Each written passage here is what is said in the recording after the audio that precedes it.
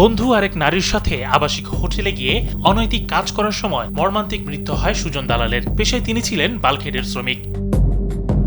বরিশাল নগরীর চকবাজার এলাকার বিউটি রোডে অবস্থিত হোটেল নসিব। শনিবার মধ্যরাতে এখানেই ঘটে এক হাড়হিম করা ঘটনা। পুলিশ ও নিহতের পরিবার জানায়, চন্দ্রমোহন ইউনিয়নের ভেদুরিয়া গ্রামের বাসিন্দা সুজন দালাল তার বন্ধু মারুফের সাথে এই হোটেলে আসেন। সেখানে যৌন উত্তেজক সিরাপ সেবন করে এক নারীর সাথে সময় কাটাতে একটি কক্ষে প্রবেশ করেন তিনি। কিন্তু সেই আনন্দ বিষাদের রূপ নিতে সময় লাগেনি। কিছুক্ষণ পরেই সুজন ফোন করে বন্ধু মারুফকে জানান তিনি প্রচন্ড অসুস্থ বোধ করছেন। আবাসিক হোটেল থেকে তাকে দ্রুত উদ্ধার করে শের-ই-বাংলা মেডিকেল কলেজ হাসপাতালে নেওয়া হলে চিকিৎসকরা তাকে মৃত ঘোষণা করেন। ওর এক বন্ধু ওর সঙ্গে ছিল যে মারা গেছে, তার নাম হচ্ছে সুজন দালাল।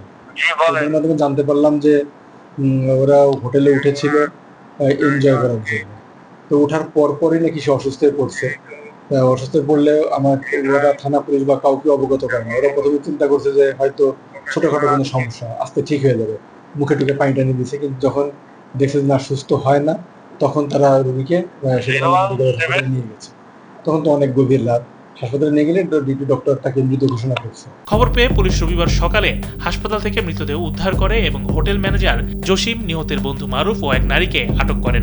হাসপাতালের মাধ্যমে আমরা জানতে পারি একটা ইউডি কেসে সংবাদ পেলাম, ইউডি। তখন আমরা জানতে পারলাম এরকম হোটেলে মারা গেল। তারপরে যেহেতু হোটেল আমরা স্বাভাবিকভাবে নেই নাই, আমরা চিন্তা করছি যে ভিতরে কোনো অপরাধ থাকতে পারে।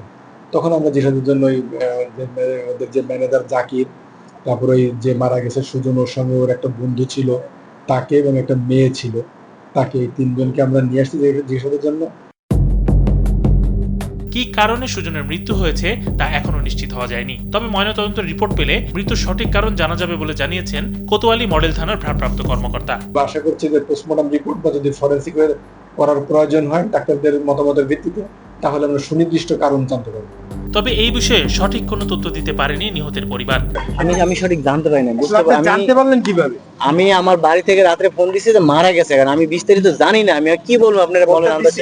ফোন দিছে আমার আম্মা, ফোন দিছে বাড়ি থেকে যে তোমার ভাই মারা গেছে। চিন্তা করেন কিভাবে মারা গেছে না গেছে, আমি 2 মিনিট হয়েছে আসছি, আমি কিভাবে বলবো বলেন। আমার বোনের ছেলে বালুর জাহাজে চাকরি করে, ওকে। এরপর ওখানে কি হয়েছে সেটা আমি জানি না। রাত্রের 2টা বাজে আমার ফোন দিয়েছে, আমি ফোন শুনে এখানে আসছি সকাল 7টা বাজে। এই ঘটনায় নিহতের বড় ভাই বাদী হয়ে একটি হত্যা মামলা করেছেন। ওই মামলায় আটক 3 জনকে গ্রেপ্তার দেখানো হচ্ছে। ইমাম শরীফ, কালবেলা।